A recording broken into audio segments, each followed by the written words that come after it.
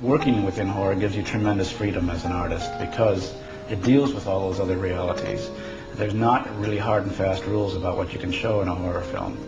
You can go beyond the rules, beyond the limits, and you can also deal with very strange and bizarre states of reality that most films simply don't go into at all.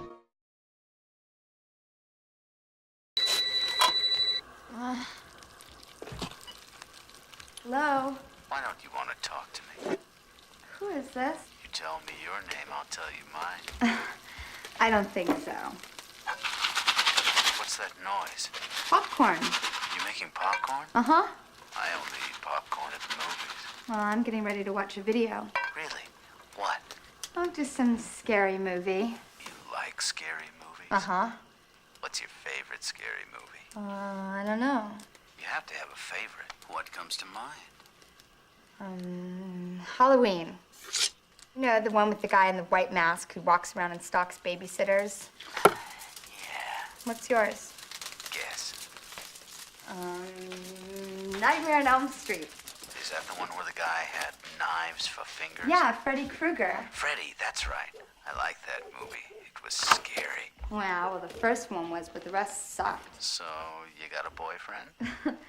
Why? You want to ask me out on a date? Maybe. Do you have a boyfriend? No. You never told me your name. Why do you want to know my name? I want to know who I'm looking at.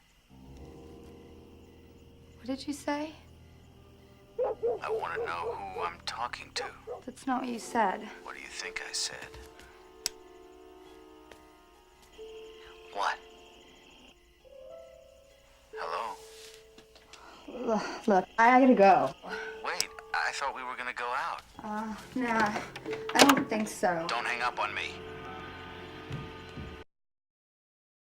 Wesley Earl Craven was born on August 2nd, 1939.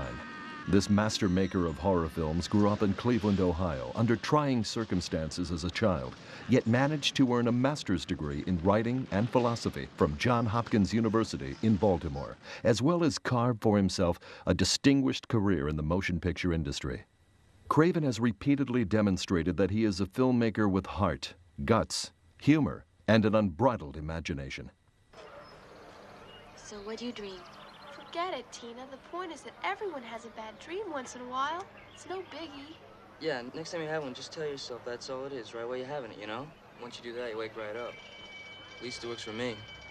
The director of such films as The Serpent and the Rainbow, Swamp Thing, Nightmare on Elm Street, Vampire in Brooklyn, Scream, as well as the 1999 release of Music of the Heart, starring Meryl Streep, have placed Wes Craven on the A-list of Hollywood directors.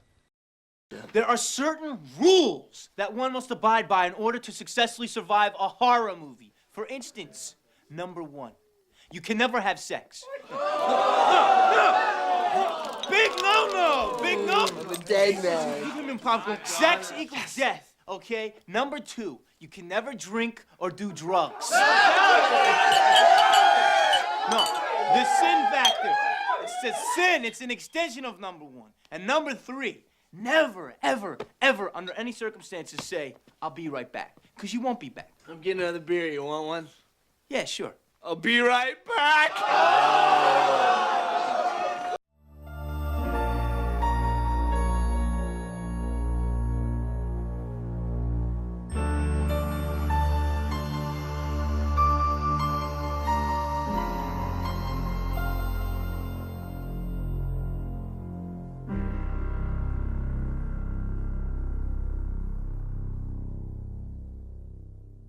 The history of Nightmare on Elm Street is kind of interesting. I read a newspaper article in the LA Times about an immigrant, a recent immigrant to the United States, a young man who had complained to his parents about severe nightmares. I think they were from Cambodia, and he was assured that nightmares were, you know, not that unusual. He shouldn't be so afraid, and he started staying up and refusing to sleep, and the family became very concerned, and they sought the help of a doctor. The doctor prescribed sleeping pills. The young man apparently took them, and in the end it turned out he did not. He was taking them and putting them aside. He had a coffee pot in his room after a while to stay awake. And nobody knew quite what to do. At one point, he was downstairs watching television in the middle of the night, and he fell asleep, and his family noticed finally that he was asleep, and they brought him up to his bed. The whole family went to bed themselves, thinking, thank God, finally he's sleeping. Heard screams an hour later, ran into his room, he was thrashing in his bed. By the time they got to him, he was dead.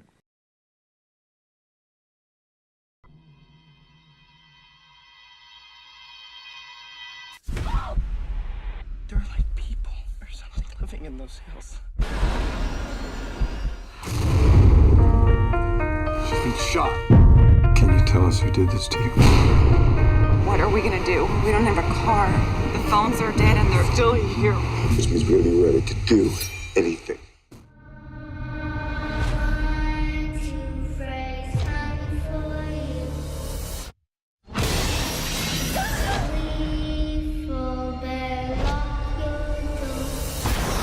Don't fall asleep.